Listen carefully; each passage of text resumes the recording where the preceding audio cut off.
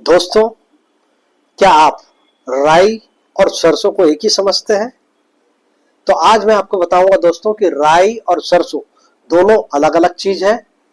किस तरह से दिखता है, पौधा कैसे होता है, किस किस में इस्तेमाल होता है और इनका रंग क्या है, सबके बारे में जानकारी दूंगा। दोस्तों, अगर आप मेरे चैनल में पहली बार आए हैं तो आपसे अनुरोध है कि आप इसे लाइक करें, सब्सक्राइब करना ना भूलें और वीडियो पसंद आए तो अपने दोस्तों में जरूर शेयर करें। तो चलिए दोस्तों, वीडियो की शुरुआत करते हैं। राई और सरसों, अक्सर हम सोचते हैं कि राई और सरसों जो है वो एक ही है, लेकिन मैं आपको बता दूं दोस्तों, दोनों ही बिल्कुल अलग अलग है। राई का वैज्ञानिक नाम है ब्रेसिका जुलिन्सिया और सरसों का जो है वैज्ञानिक नाम है क्रूसीफेरी या फिर ड्रेसफेरी।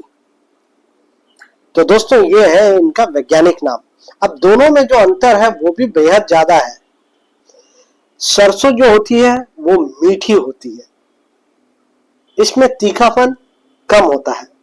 इसके अलावा सरसों के पौधे की हाइट जो होती है वो कम होती है और सरसों की खेती में पानी की आवश्यकता कम होती है।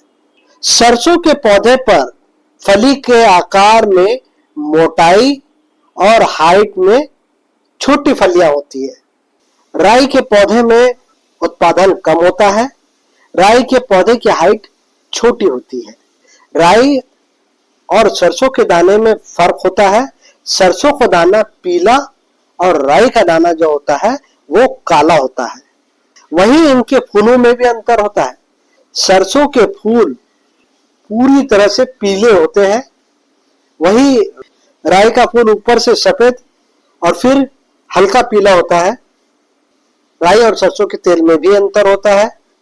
राई के दाने छोटे, गोल और गहरे काले या भूरे रंग के होते हैं, जबकि सरसों के दाने पीले, हल्के भूरे या लाल रंग के हो सकते हैं।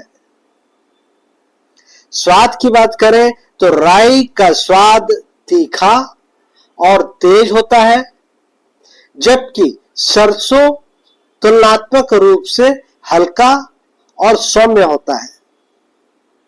तेल की बात करें तो सरसों के दाने में तेल की मात्रा अधिक होती है, इसीलिए इससे ज्यादा सरसों का तेल निकल जाता है। सरसों का तेल हम सब्जी बनाने और सरसों की पत्तों की भाजी बनाने में इसका इस्तेमाल करते हैं। वहीं राई के तेल की मात्रा अपेक्षाकृत कम होती है। खुशबू की बात करें, सरसों की खुशबू तेज और तीखी होती है, जबकि राई का इस्तेमाल ज्यादातर मसालेदार और खास फ्लेवर देने के लिए किया जाता है। राई और सरसों का अलग अलग इस्तेमाल होता है। राई दक्षिण भारतीय और गुजराती व्यंजनों के तड़के के लिए सबसे ज्यादा इस्तेमाल होता है, जैसे कि सांबार, उपमा, ढोकला और पोहा जैसी डिश में इसका तड़का स्वाद को कई गुना बढ़ा देता है। अब बात करें सरसों की। सरसों के बीज, तेल और पत्तों का उपयोग कई तरीके से किया जाता है। सरसों का तेल पकाने, अचार बनाने और शरीर के मालिश करने में इसका इस्तेमाल किया जाता है। सरसों के बीज सब्जियों और करी में डाले जाते हैं। सरसों के पत्ते उत्तर भारत की प्रसिद्ध डिश सरसों का साग में प्रयोग होता है। क्या राई और सरसों को एक दूसरे की जगह इस्तेमाल कर सकते हैं दोस्तों? तो मैं आपको बता दूं दोस्तों कि आंशिक रूप से हाँ, लेकिन पूरी तरह से नहीं।